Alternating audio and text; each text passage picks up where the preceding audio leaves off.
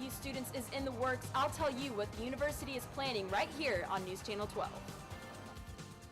And a scam on WKU's campus, what parking and transportation says you should look out for. Is the warm weather and sunshine here to stay? We'll have your next rain chances coming up.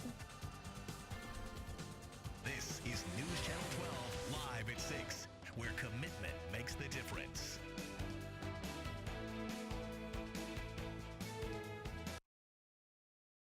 Live at 6 for Tuesday, October 20th. I'm Lexi Ratterman. And I'm Carrie Blanton. Thanks for joining us. It's very hard to hear about shootings on college campuses. This problem should be an immediate concern to our community. Reporter Paige Hagan spoke with WKU officials to give you the latest. Shootings on college campuses in Oregon, Arizona, and Texas have made national headlines this year.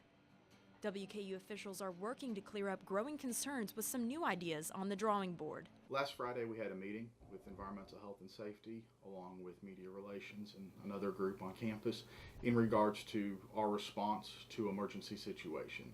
Things like active shooter that are in the news today, and then other situations where we've got large groups of people. The buzz around campus lately is the concerns for the lack of a proper procedure. Due to the recent events, you have to be concerned, especially in a college campus, because you never know what's going to happen. And I honestly don't think that Western has like a great policy. Like, I have no idea what I should do in case a shooting happens.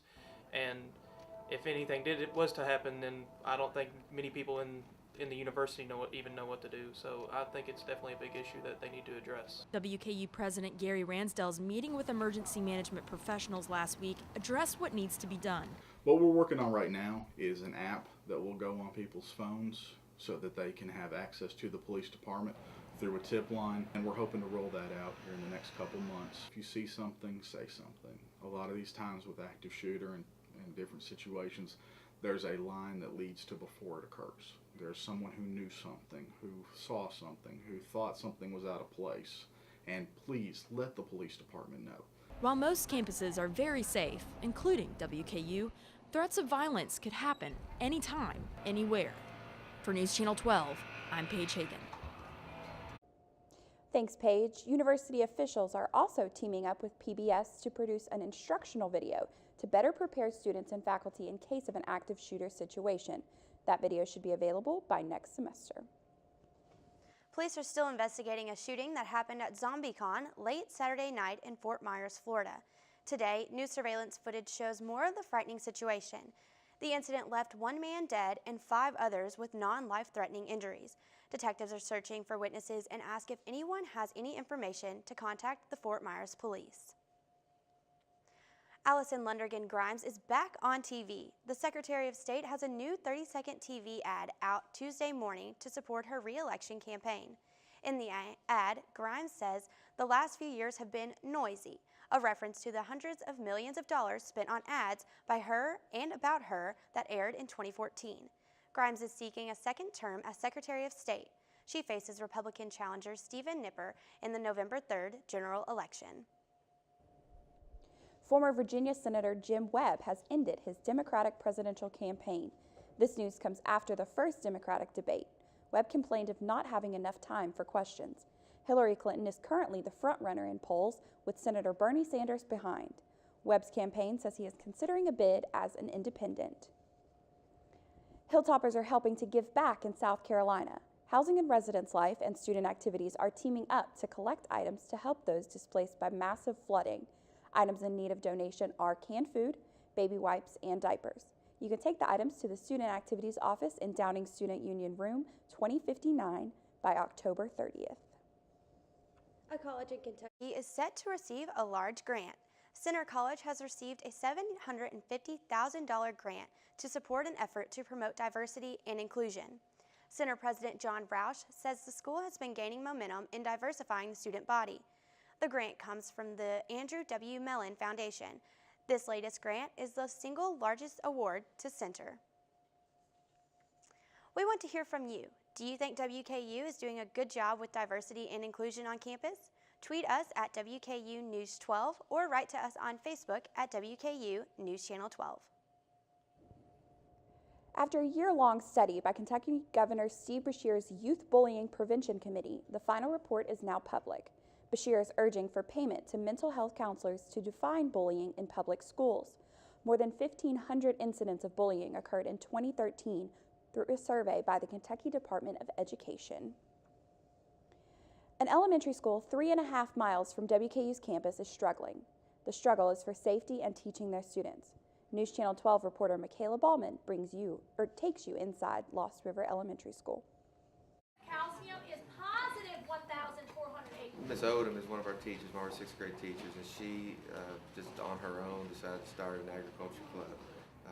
A living thing can go from a seed to a full-grown adult plant.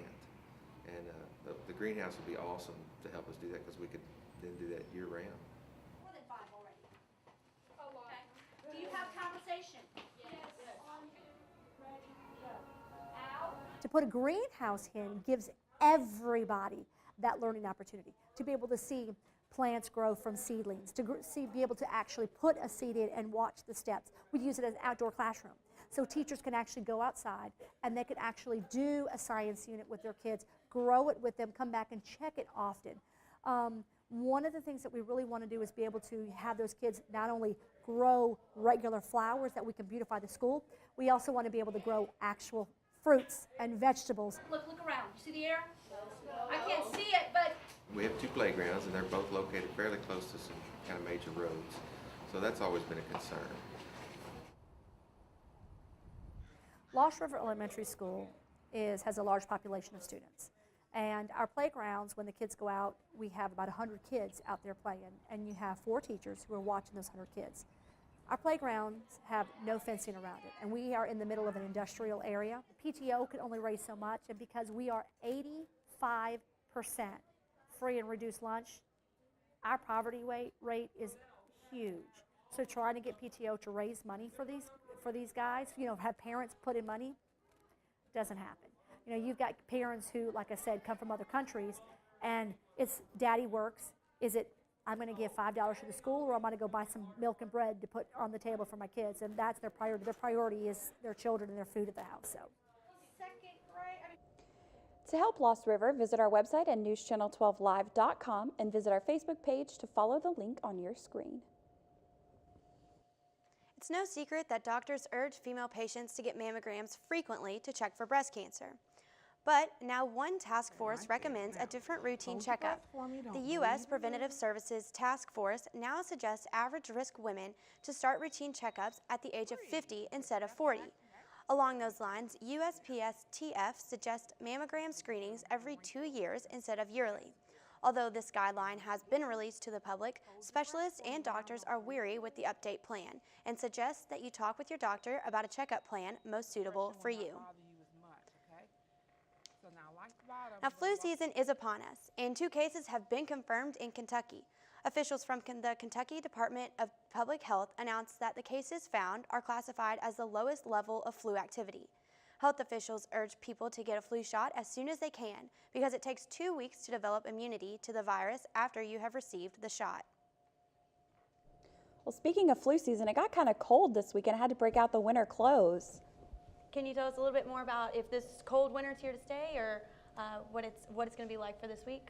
It was a bit chilly this weekend, and if you stepped outside this morning, you probably felt that too. You had a hoodie on and your jackets, but we definitely warmed up this afternoon, and I'm sure you saw that the sunshine and warm temperatures that we experienced today, along with that low humidity, and it made for some really pleasant conditions outside.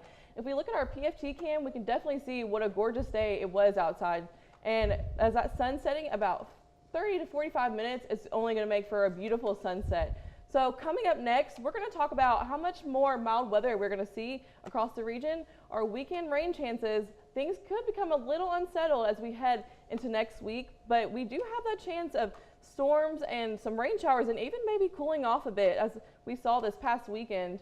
So keep the jackets handy. We'll have more coming up in a few minutes. So those weekend rain chances, you might need to keep your umbrella handy and keep those jackets handy. Thanks, Jessica. It sounds like a great week ahead of us. Well, coming up on News Channel 12 Live at 6, a parking scam on WKU's campus. Hear what students have to say. And WKU has made a final decision on the smoking policy for campus. There are 16 million children struggling with hunger in America. That's 1 in 5 daughters, sons, neighbors, and classmates who don't know where their next meal is coming from. Yet billions of pounds of good food go to waste every year.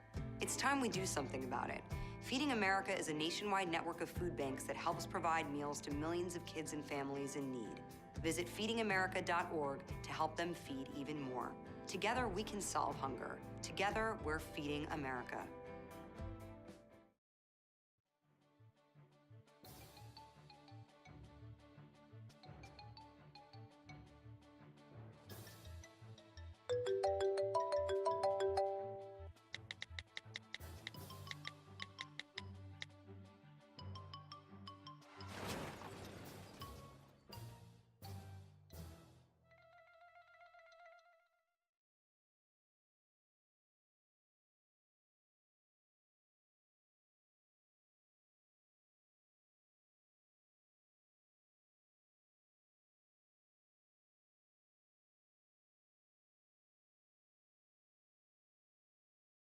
Discussion among students, but a parking permit scam, that's a bit of a twist to the story. Reporter Darby Bean has the details.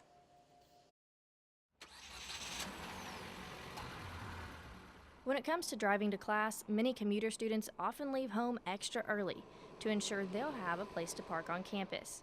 But now, WKU students with housing permits may face heavier competition for their parking spots as well. There is a permit scam, or somebody is trying to sell fake permits to improve access to the parking zones on campus.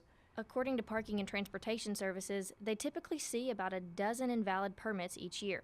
So when 4 fake permits were found in the PFT lot in a matter of a week, red flags automatically went up.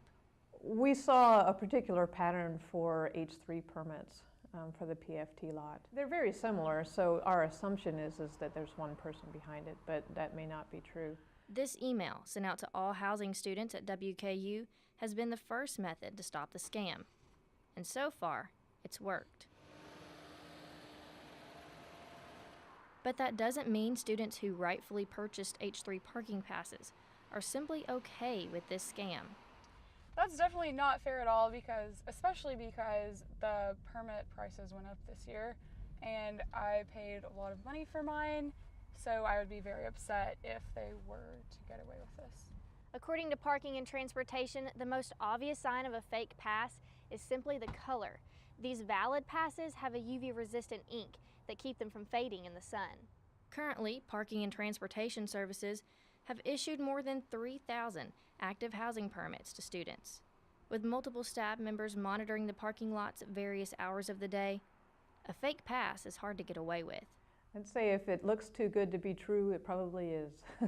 The only permits that are valid are issued through our office. A good alternative to buying a fake pass? Putting your name on the wait list. For News Channel 12, I'm Darby Bean.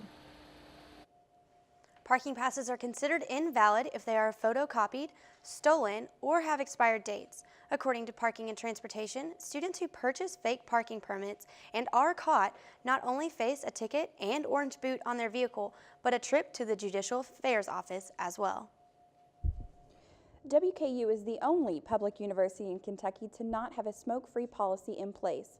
The university president, Gary Ransdell, sent an email to all faculty and staff yesterday explaining a new policy for campus.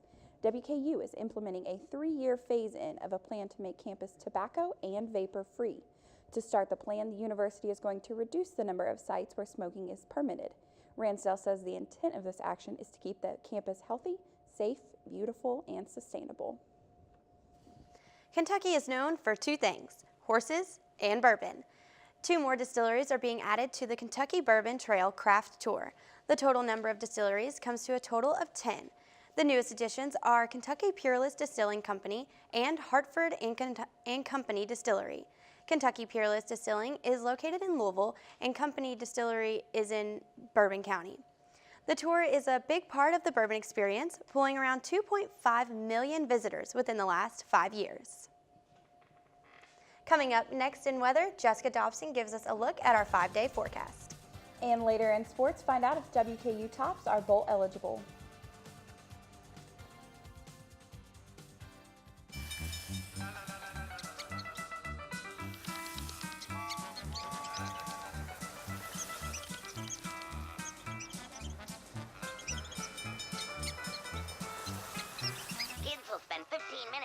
online videos like this one. Brushing for 2 minutes now can save your child from severe tooth pain later. 2 minutes twice a day. They have the time.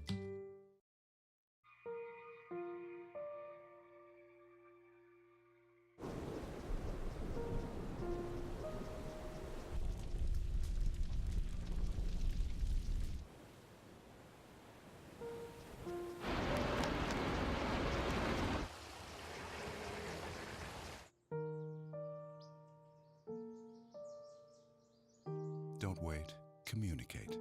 Make your emergency plan today.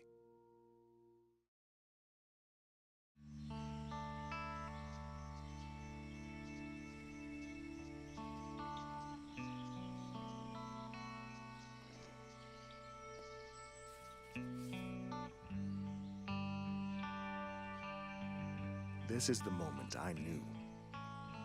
His future had no boundaries. There are some moments only the forest can inspire. Find yours at discovertheforest.org.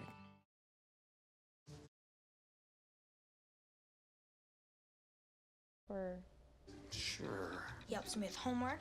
That would be 3.6795. Thanks. Yep. He helps me with my decision making. I wouldn't use this one. Ever. And he's even teaching me how to drive. And that's why cars have bumpers. I'm learning so much. You don't have to be perfect to be a perfect parent. Thousands of kids in foster care will take you just as you are. Welcome back to News Channel 12. Wow, how about that sunshine today? We've definitely been unseasonably warm this week, especially compared to this past weekend where we saw some cooler weather, and you probably even turned on those heaters as well. Down in Miami, 83 degrees, man, I bet we wish we were all there right now.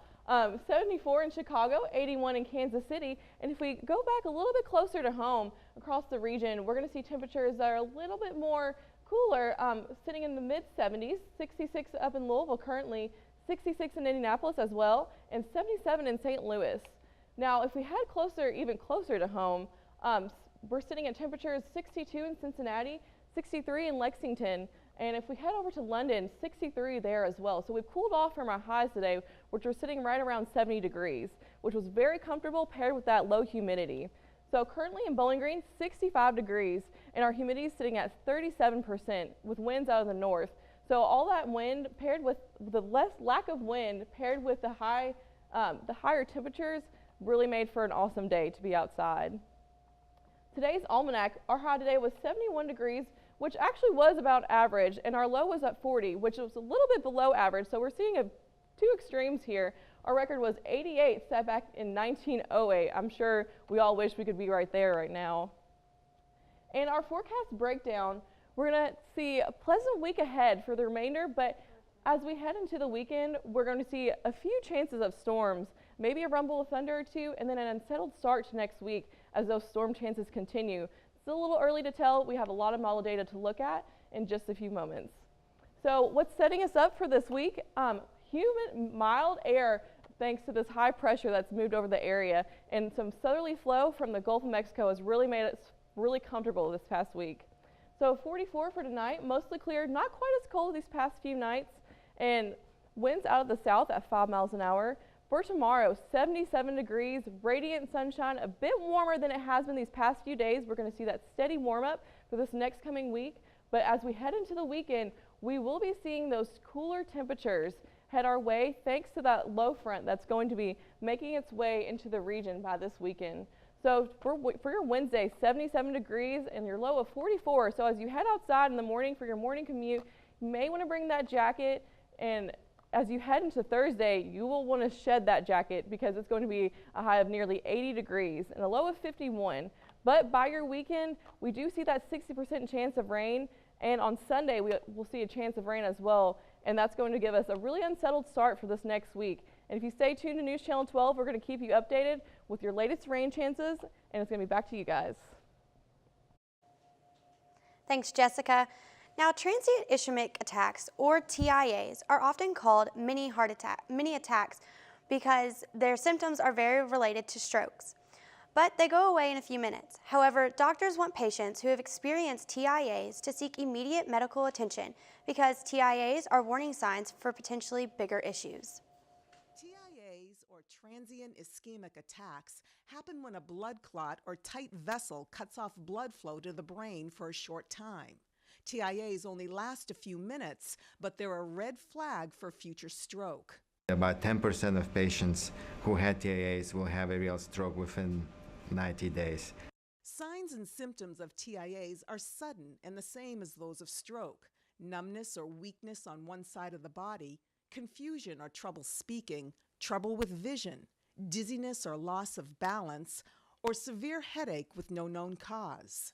It's extremely important to take these signs seriously, even though they've resolved and you're maybe back to your baseline.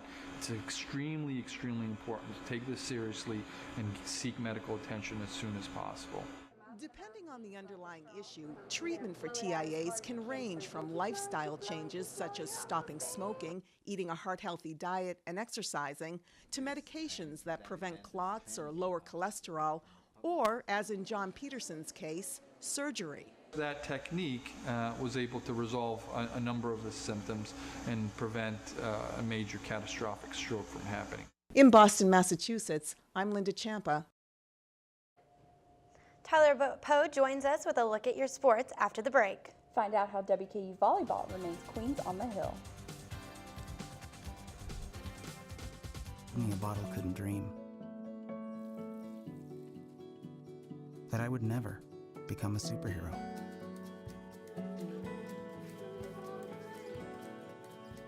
But I learned how to fly, just to come back in a new disguise and be the hero that I've always wanted to be.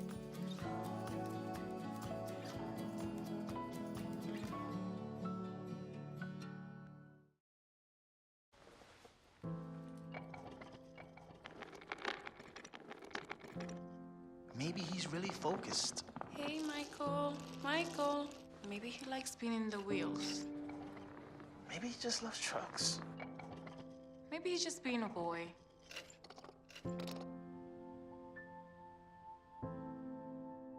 Preoccupation with objects is one early sign of autism. Learn the others today. The sooner it's diagnosed, the better. This new dad is picturing a tree house in the sky, but he's ignoring the instructions. Good luck, big guy. His kids know that he's building without a clue. Never been so good with nails and glue. Now we're trapped inside a box. I hope mom knows what to do. Mom! See, you don't have to be perfect to be the perfect parent. Thousands of siblings in foster care will take you just as you are. The WKU football team headed back to the Lone Star State this week, hoping to clinch bowl eligibility against North Texas. The Tops did not disappoint, rolling back to WKU with another resounding victory, 55-28, for their fourth win in a row. Brandon Dowdy led the offense yet again, tossing for 350 yards and 4 touchdowns. Pair that with 259 total yards from running back Ace Wales, the Tops definitely had the ball rolling. Up next for the Tops is a Saturday matchup at LSU. If there is one name to watch on the WKU volleyball team, you've probably heard it many times. It's Jessica Lucas took home her third Conference Setter of the Week award on Monday. Lucas leads the team in assists on the season, and she stayed true to that this weekend. Not only does she set up her teammates, but she has a few digs, kills, and blocks of her own. Against North Texas on Sunday, she put up a new career high in the assist column. Lucas currently sits at 2,242 assists, good for 8th in program history. Oh, and by the way, she's only a sophomore. Back from the hardwood to the turf, but to what the rest of the world calls football. The Lady Topper soccer team welcomed FIU to a chilly WKU soccer complex on Friday night. After regulation and the first period overtime ended at 0-0, Andrea Larson netted a game winner for her first career goal on the Hill. The ladies' weekend was just getting started, however. They hit the road and took on Charlotte in Charlotte for their final road game of the regular season. Despite being outshot 13-8, the ladies came away with a 3-1 victory.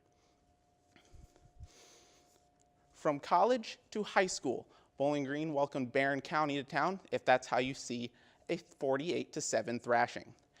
This one was a Jamel Carruthers show. The Purples running back rushed for 105 yards and 4 touchdowns. Not to be outdone, the quarterback duo of Bo Buchanan and Clark Payne accounted for 260 yards and 3 more touchdowns. The Purples defense added a Trey Fant interception, 2 fumble recoveries, and 2 fumble recoveries. Up next for Bowling Green is local rival Greenwood High School this Friday night at the Greenwood Swamp. Across town, local rivals face off in a new environment. Warren Central opened its new stadium with anything but style, with the matchup with Warren East on Friday resembling the Monday Night Football game between Philly and the Giants. Neither team did a very good job holding on to the ball, with both teams combining for 3 interceptions. For most of the night, East struggled to move the ball past the 50-yard line, and at the end of the night, Warren Central christened Joe Hood Field with a victory. Coming up, 100 years old and still going strong. Meet one woman with a good outlook on life.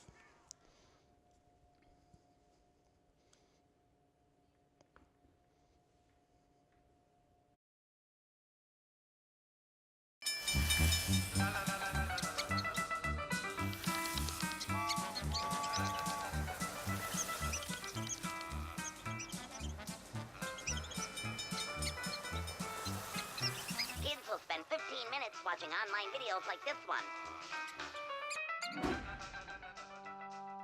Brushing for 2 minutes now can save your child from severe tooth pain later. 2 minutes twice a day. They have the time.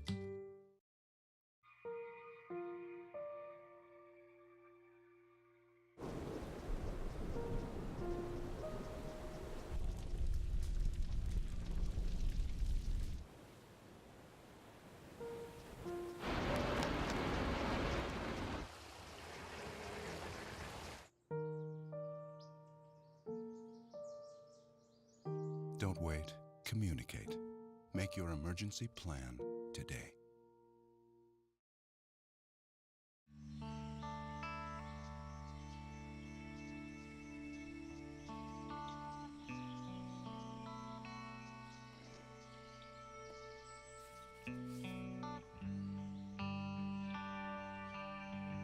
This is the moment I knew.